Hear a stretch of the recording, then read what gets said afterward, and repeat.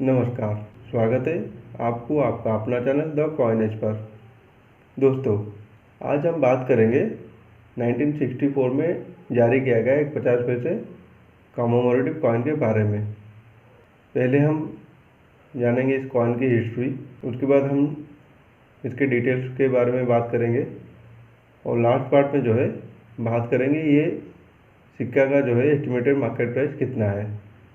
लेकिन उससे पहले अगर आप हमारे चैनल में नए हैं तो चैनल को सब्सक्राइब कीजिए और आने वाले वीडियो का पहला नोटिफिकेशन पाने के लिए बेल आइकन ज़रूर दबा लें।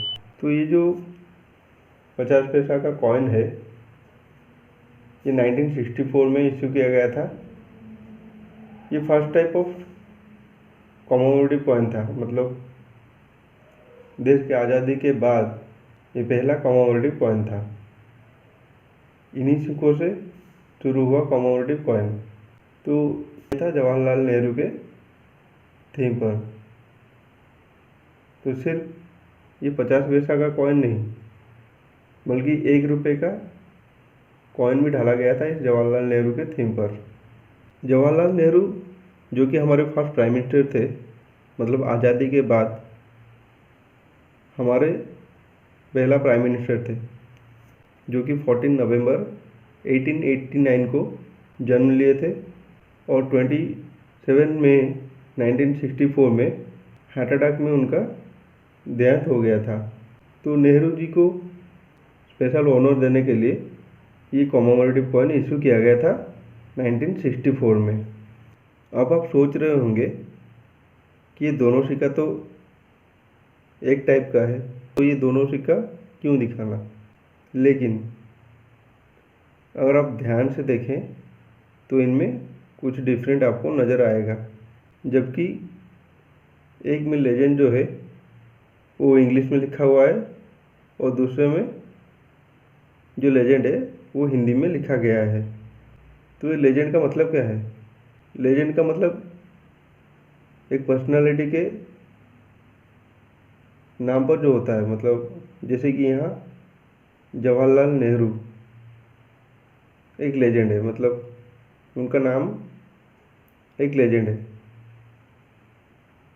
सही है ना। जैसे कि यहाँ जवाहरलाल नेहरू ये इंग्लिश लेजेंड में है, जबकि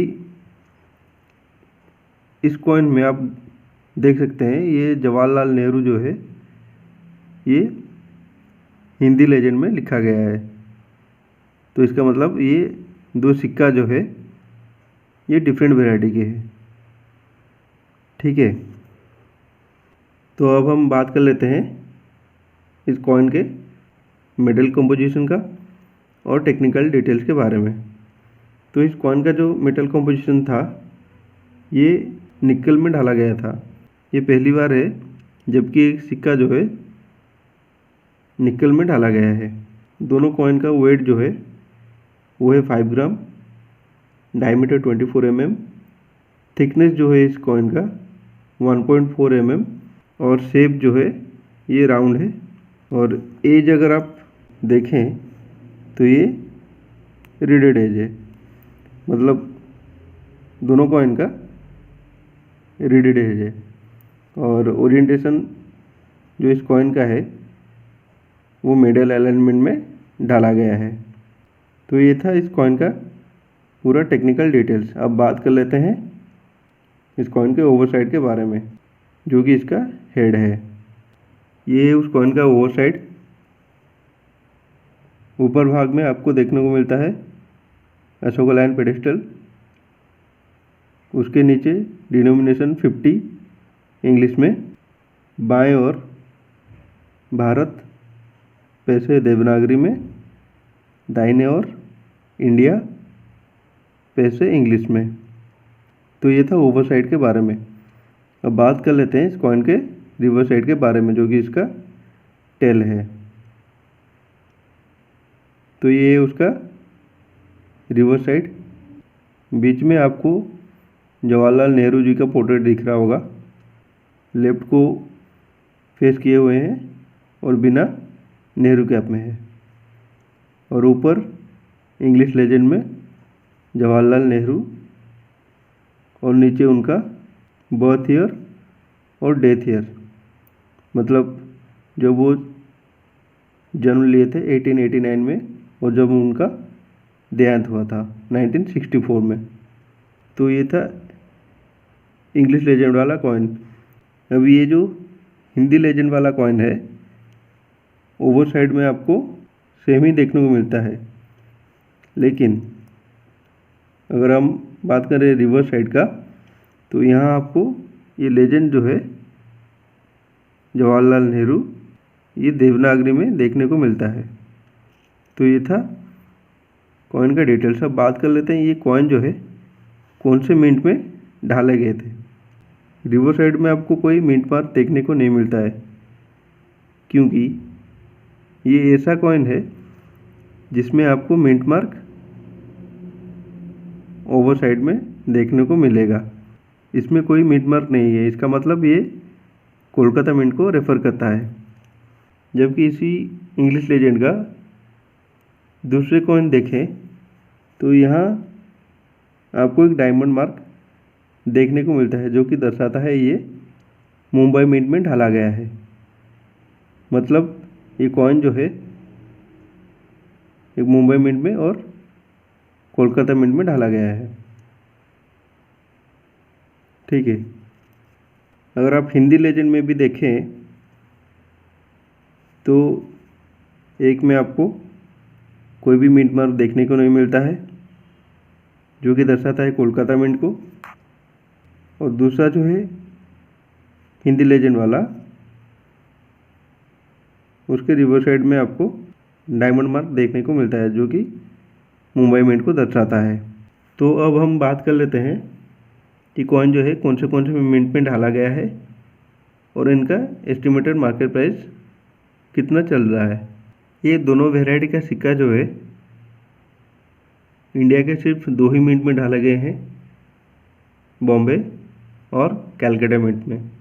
और अगर बात करें इन दोनों सिक्कों की एस्टिमेटेड मार्केट प्राइस की, हिंदी लेजेंड का जो कॉइन है वो जनरल कैटेगरी में आता है, जबकि उसका एस्टिमेटेड मार्केट प्राइस जो चल रहा है वो 30 रुपये से 100 रुपये तक। और इंग्लिश लेजेंड का जो कॉइन है वो थोड़ा स्केयर कैटेगरी में आता है, जबकि उसका एस्टिमेटेड मार्केट प्राइस जो चल रहा है वो 100 से 200 रुपये।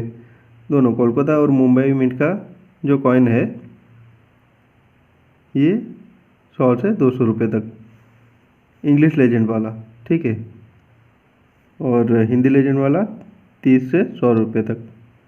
जवाहरलाल नेहरू जी का जो कॉइन है वो आपको सिर्फ जनरल सर्कुलेशन में देखने को नहीं मिलता है, ये प्रूफ और यूएनसी सेट में भी आए थे। अगर बात करें प्रूफ सेट का, 1 रुपये और 50 पैसे की सिक्कों की सेट का,